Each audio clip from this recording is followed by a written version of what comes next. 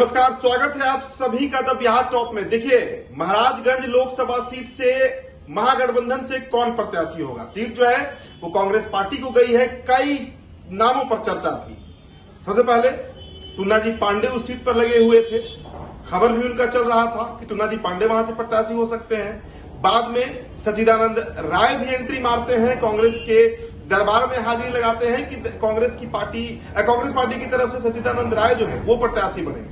उसके बाद डॉक्टर अरुण कुमार, जहानाबाद के पूर्व सांसद, 2 टर्म एमपी रहे और चिराग पासवान की पार्टी के राष्ट्रीय उपाध्यक्ष, जिन्होंने अपनी पार्टी का विलय कराया था चिराग की पार्टी में। लेकिन जब नवादा और जहानाबाद उन्हें नहीं मिला तो वो भी इस प्रयास में थे कि कांग्रेस के सिंबल पर महाराजगंज लड़ना है। आकाश सिंह तो लाइन में थे ही। आकाश सिंह मतलब अखिलेश प्रसाद सिंह के जो बेटे हैं, जिन्होंने 2019 में मोतिहारी लोकसभा सीट से रालोसपा के टिकट पर चुनाव लड़ा था। मोतिहारी अब चूंकि वीआईपी को जा चुका है और मोतिहारी आकाश लड़ना भी नहीं चाहते हैं, तो ऐसे में महाराजगंज से उनका भी प्रयास जारी था। कौन सा नाम फाइनल हुआ, देखिए जो ताजा अपडेट आ रहा है वो आपको हम बता रहे हैं। हालांकि 13 अप्रैल को यानी परसों इसका औपचारिक घोषणा भी हो जाएगा, ऐलान भी कर दिया जाएगा। लेकिन जो बड़ा अपडेट इस समय आ रहा है दिल्ली से, वो आपसे हम साझा करने जा रहे हैं। महाराजगंज सीट जो है उसको पाने में अखिलेश प्रसाद सिंह जो है यानी कांग्रेस के प्रदेश अध्यक्ष, वो सफल हो गए हैं। अखिलेश सिंह के जो बेटे हैं आकाश सिंह, वो महाराजगंज के प्रत्याशी बन रहे हैं। इस बात की लगभग पुष्टि हो चुकी है, लगभग तय हो चुका है।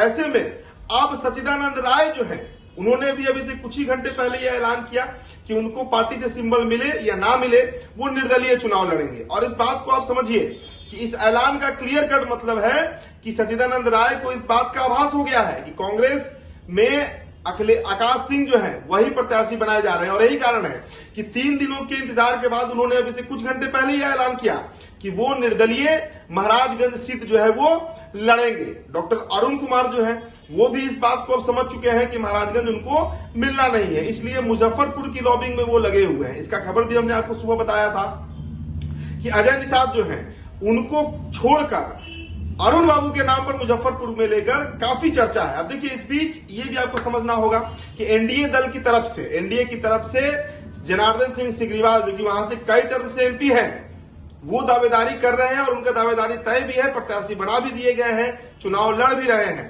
तो ऐसे में भूमिहार वर्सेस राजपूत इस बार महाराजगंज में होने जा रहा है। जी हाँ, महाराजगंज राजपूत बाहुल इलाका माना जाता है। हालांकि वहां पर भूमिहारों की संख्या भी कोई राजपूत से कम नहीं है, सवर्ण बाहुल इलाका माना जाता है। तो इस बार कांटे की टक्कर होगी। देखिए, आरजेडी और पूरा महागठबंधन बड़ा रणनीति के तहत काम कर रही है। वैशाली में भी राजपूत वर्सेस भूमिहार हो गया। वहां पर वीणा देवी एनडीए से है, राजपूत से उनके खिलाफ मुन्ना शुक्ला को खड़ा किया गया, भूमिहार जाति से आते हैं। और वैसा ही गुणागणित जो है वो महाराजगंज में भी बैठ रहा है।